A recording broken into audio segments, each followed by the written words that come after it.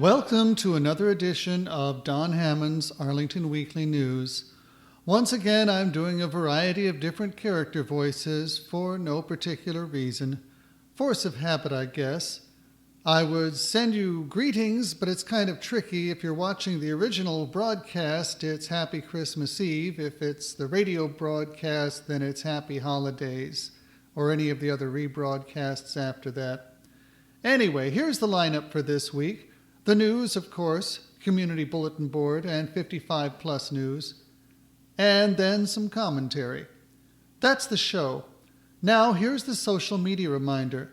You can watch us on YouTube at Arlington Weekly News and the number 1, also on Facebook, and you can listen on the radio at WERA 96.7 FM.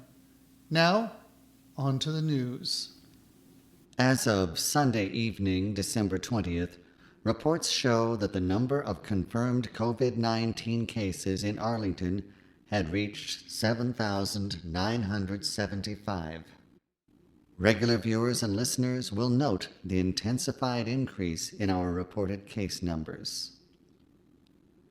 Meanwhile, a call to Arlington County on Friday, December 18th, yielded a statement that Arlington's town hall meetings were on hiatus. This was obvious since there had not been any town hall meetings since October, but now there is some question about whether or not they will even return in their existing form. As noted previously, COVID-19 has not been on hiatus and appears quite likely to continue in its present accelerated form. Meanwhile, the Arlington County Board has approved a 6-month community process to select a single new logo for county government by the board's June 2021 regular meeting. The board adopted the county manager's recommendations for the process at its Tuesday, December 15th recess meeting. According to Arlington County Board Chair Libby Garvey, and we quote, "The process endorsed by the board will broadly engage our community in choosing a replacement for Arlington House as Arlington's visual identity. The outcome will be a new logo that reflects our community's values and aspirations, a visual identity that better represents Arlington." The board voted 4-0 to approve the process and timeline. Board member Katie Crystal was on medical leave. To read the staff report, including criteria for submissions of suggested logo designs, you can view the Draft Plan for Developing a New Arlington County Logo under County Manager Reports on the agenda for the Tuesday, December 15, 2020, recessed County Board meeting. The manager is seeking applications now through Wednesday, January 13th, from community members interested in serving on the logo review panel. He will appoint 9 to 11 members who will represent a broad range of perspectives and experiences, including diversity in race, ethnicity, age, ability, and geography, and representation from the business community. The panel will solicit design concepts from the community in February that it will narrow to 3 to 5 concepts. Working with the design firm, the panel will professionalize those concepts before asking the community to rank order them. You can visit the county's Engage Arlington page for more information. The board will make its final selection of the new logo and consider a timeline for replacing the existing logo and county seal with the new logo at its June 2021 regular board meeting. Elsewhere, we finally have an update about the Virginia state grants we reported on 2 weeks ago. The Arlington County Board did approve the use of state funds to distribute coronavirus vaccines in a meeting on Saturday, December 12th. The Food and Drug Administration issued emergency use authorization for the Pfizer coronavirus vaccine, and Arlington County accepted 2 state grants to help with distribution once it's available, approving the use of a total of $660,000 in state funds for that cause. Libby Garvey, chair of the county board, noted, "It's much needed funding because it's quite expensive. The funds will be used to hire temporary medical and non-medical staff and cover their travel costs, as well as to rent facilities and operating clinics." Also, Arlington County is expected to pilot a program that prices parking by demand along metro corridors. The proposed $5.4 million program, funded by the Virginia Department of Transportation, is under consideration by the county board. Staff has recommended that the board accept the state funding and approve the pilot program, which would change parking prices based on the day, time, and number of people competing for a spot. They say it would also give drivers real-time information on spot availability and price.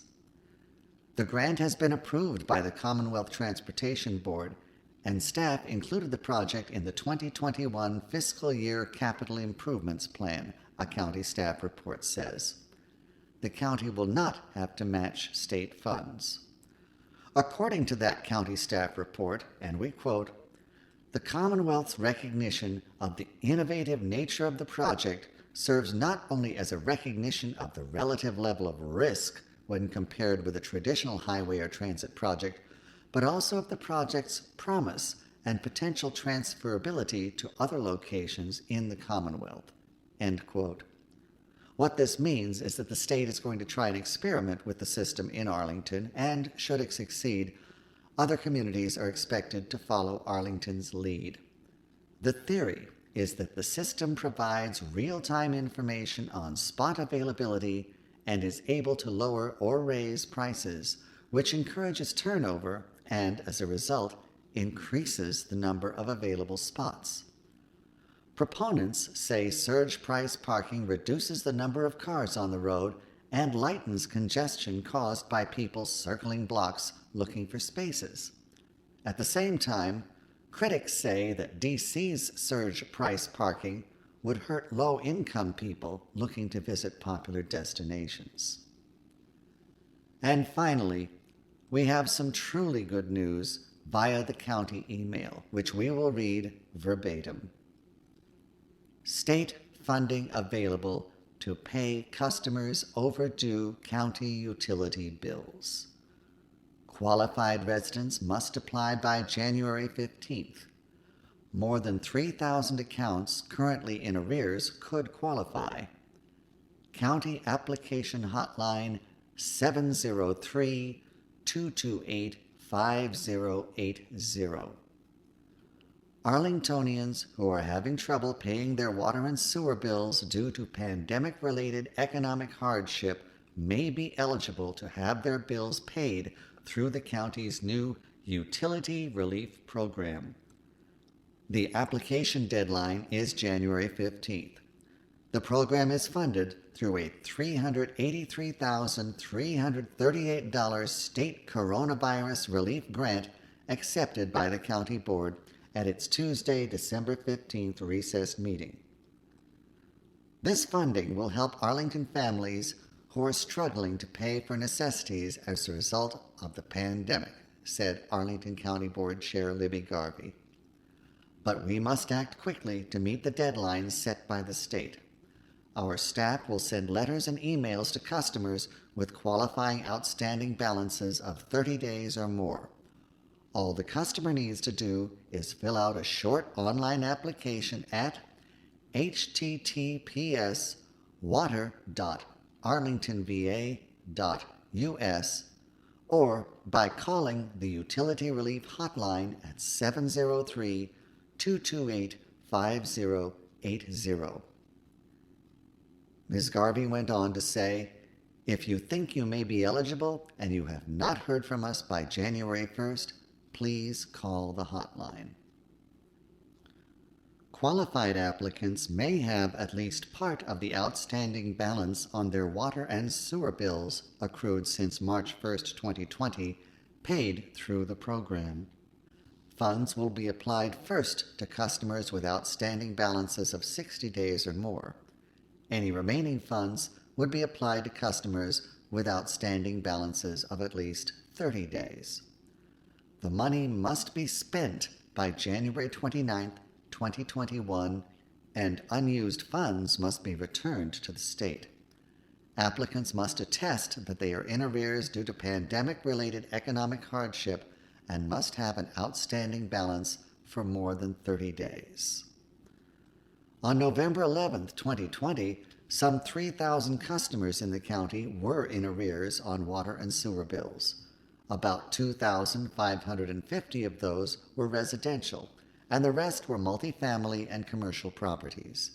At that time, water and sewer delinquencies with balances older than 60 days totaled about $443,000. The county's 703-228-5080 hotline will operate on weekdays from 9 a.m. to 5 p.m. beginning Monday, December 21st. Even those customers who believe they may not be eligible for this program but need some relief are encouraged to reach out to the county to learn how access to our payment arrangement program has been simplified. Call 703-228-5000 weekdays from 7 a.m. to 7 p.m. to discuss your eligibility. All late fees on utility bills have been suspended until the public health emergency caused by the pandemic has ended. Customers are encouraged to pay what they can to avoid a larger outstanding balance later. That's the news. Now it's time for Community Bulletin Board, or CBB. Hi, and welcome to CBB. There's a brand new group forming, and it's called Pondering Poetry. It's a cute name, but it should not be confused with talking text, evaluating emails, or assailing alliteration. Sorry, I couldn't resist. It's actually a quite serious opportunity for aspiring and accomplished poets to share and discuss poetry. Some may find it to be a source of creative energy. I could also imagine participation by some people who may not yet be writing, but who still love to read and discuss poetry. Creativity is great, but it's also nice to have an appreciative audience. Register online or call 703-228-4747. Activity number is 912300-2. That's on Wednesday, December 30th, from 2 o'clock to 3 o'clock p.m. This is a virtual event. Next up, we have something for families with kids aged 7 and up. You'll want to register children and adults because children must be accompanied by a registered adult. Fort C.F. Smith was one of the last Union forts built to protect Washington during the Civil War. You'll learn about the park's history, the role of the fort, and the soldiers stationed there in the Civil War. Do dress for the weather. The terrain will be uneven and possibly muddy. For information, call 703-228-4775. You can register online or call 703-228-4747 and mention activity number 622751-B. That's on Saturday, January 2nd from 10 o'clock to 11 o'clock a.m. at Fort C.F. Smith Park, 2411 24th Street North. Here's an event just for kids. This is for ages 4 to 9. Join a Union soldier at Fort C.F. Smith Park's virtual campsite and coloring station for this pop-up program. Each week, they'll be coloring pictures that show different parts of Union soldier life in Arlington. When you register, you will receive a scan of that week's coloring sheet. Feel free to print and color by hand or open the file in a paint application. They will email you a link to Microsoft Teams before the program start time, and they do ask that you have your device ready to go prior to the start of the program. Of course, registration is required. You can register online or call 703-228-4747. Activity number is 622-721-I. That's on Monday, January 4th from 10 o'clock to 11 o'clock a.m. Now the next event is for adults. Winter is a great time to view and appreciate our local woodpeckers. You can join a naturalist to learn about the woodpeckers that call our region home, what makes them unique, and what you can do at home to support them. Now the whole family is welcome, but the program is developed for an adult audience. For information, call 703-228-3403. They will email you a link to Microsoft Teams before the program start time, and you'll want to have your device ready to go before the program begins. Registration is required. Register online or call 703-228-4747. The activity number is 622-841-I. That's on Tuesday, January 5th from 7 o'clock to 8 o'clock p.m. Now, since this is mainly an adult activity, I guess I can admit that when I read the part about joining a naturalist, I had to be careful not to say, join a naturist. Besides, it would be too cold anyway. Now it's time for 55 Plus News. Howdy. Welcome to 55 Plus News. Ring in 2021 at a virtual New Year's Eve party. Enjoy games and entertainment while connecting with other 55 Plus members. Although they can't meet in person this year, you can make your favorite dish and everybody can eat together. At the end of the party, you can all toast the new year. Register online or call 703-228-4747, activity number 912803-2. That's coming up on, you guessed it, Thursday, December 31st from 11:30 p.m. to 1:30 a.m., assuming you can stay awake. Now, this next event is another meeting of the 55 Plus Book Club. Now, until further notice, this group will meet via Zoom. For the Zoom meeting information, register for the group's email list. Registrants will be sent the Zoom meeting information by email one day before the meeting. They welcome new members to join in reading and discussing current literary fiction, historical fiction, and some non-fiction titles. It is a volunteer-run group. The library does not distribute login information to the group on Zoom. It's the volunteer who leads the group who will email a link to the Zoom meeting. This book club is hosted in partnership with Arlington's Office of Senior Adult Programs. For more information, you can contact Jennifer at jodlum@arlingtonva.us or call 703-228-5960. They are reading Born a Crime by Trevor Noah. That's on Friday, January 1st from 12 noon to 1 o'clock p.m. Now, let's face it, the year-end holidays are kind of slow for community events for the 55-plus crowd. There are plenty of good reasons, of course. A lot of the usual staffers and presenters will be spending time with their families, either in person or virtually, and the same applies to a lot of the participants. Between the winter weather and the COVID restrictions, there are only so many things you can do. But here's something you can enjoy at your own convenience. It's a documentary called Gizmo, and it's from 1977. It's all about the different ways that people with imagination try out various inventions, but it goes even further than that because it includes several musical presentations as well. Some of the content has an eccentric, even comical quality, but there are also some thrilling and touching segments as well. It's about an hour long, and you can watch it at any time by going to YouTube and searching for Gizmo with an exclamation point, in quotes, documentary. Regular YouTube users will probably have to endure a couple of commercial interruptions, but this is just a minor distraction. And best of all, you don't gotta register online or mess around with an activity number. Finally, you can enjoy a winter adventure unlike any other.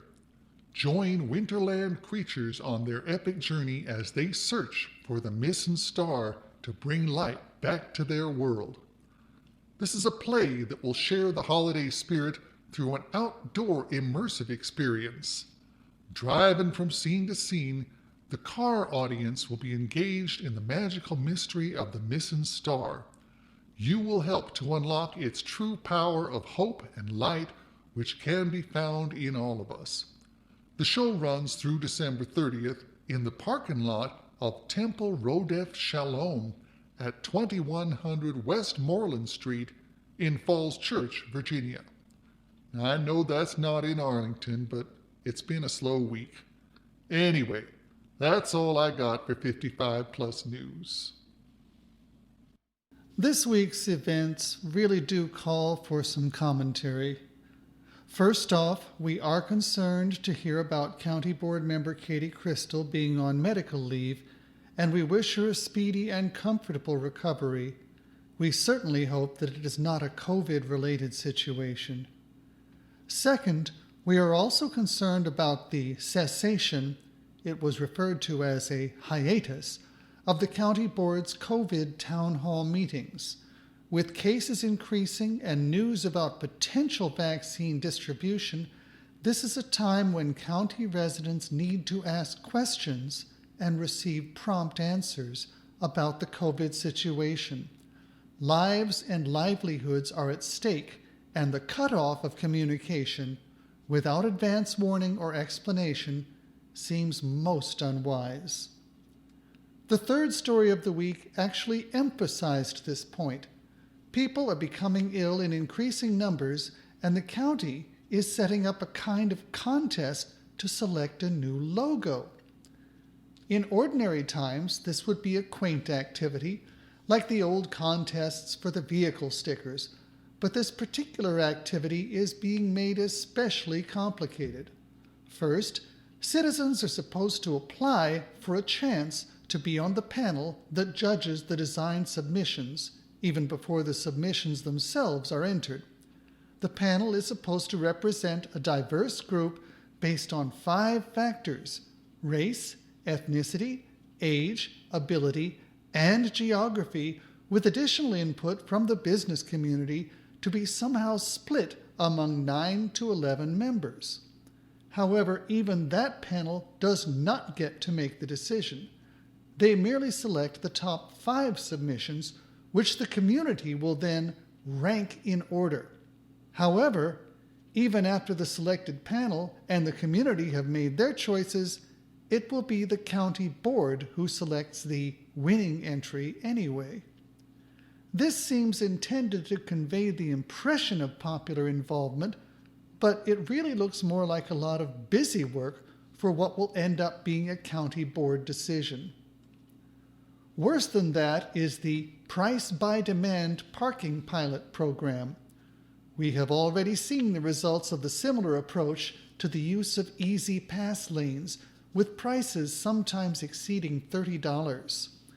In addition, there is the question of how the system will work for individual drivers. It's one thing to measure traffic flow on a highway with metered ramps, and quite another thing to gauge the anticipated occupancy of thousands of individual parking spaces. We wonder how the proposed system will be able to determine which block an individual driver is planning to park on. We also wonder how an individual driver is supposed to monitor the real-time information while driving without being distracted. Even more, we wonder whether average parking prices will go up or down from their present levels. Actually, we are suspicious that they will increase substantially. Under the current system, a driver who wishes to park at a place for a dental appointment in Clarendon has a pretty good idea of what the hourly meter fees are, how long they intend to park, and how much change they need to have on hand to pay at the meter. For the more modern meters, some drivers may also have an idea of how much of a credit card charge they feel they can afford. They will know this a day, a week, or even a month before they make their actual trip. Under the proposed pilot program, that advance budgetary certainty will be gone. The expectation that a driver would then change their appointment seems unreasonable. Another significant question is, where will the money go? Who actually owns the system? And of course, why is this scheme even being entertained in the midst of the COVID pandemic when so many people are struggling financially? Here's a bonus for the TV viewers. It's a brief history of parking meters. Once upon a time in the 1920s, there was a place called Oklahoma City. There was no regulated parking anywhere yet, so people would just park their cars in the streets and leave them until they needed them again. Many of the downtown spaces got used by the cars of employees who worked there, and this left less room for potential customers. That was when people, namely merchants, decided that this was hurting business, so they asked a man named Carl McGee to help. McGee, a clever fellow, organized a design contest at the University of Oklahoma to design a weatherproof, vandal-proof, cost-efficient parking meter and offered a prize to the student with the winning design. However, none of the student designs were approved. It was in 1933 that the first working parking meter was designed by Holger George Thuysen and Gerald A. Hale, both former students, but since the contest was over, they were appointed to do the work. They called their invention the Black Maria. In 1935, the same Carl McGee filed a patent for his own parking meter design based on the design of the Black Maria. He called it the Park-O-Meter No. 1, which seems like a very 1935 kind of name. He then started a manufacturing company that still manufactures parking meters even now. As I said, he was a clever fellow. The first parking meter was installed in Oklahoma City on July 16, 1935. At first, the meters were only installed on one side of the street, but the merchants on the other side soon decided that they wanted them as well.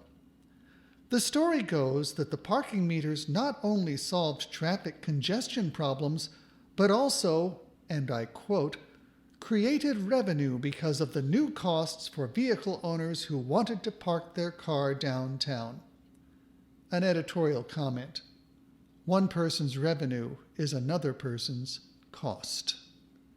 And that's the end of our show for this week. We'll be back next week with more news from Arlington.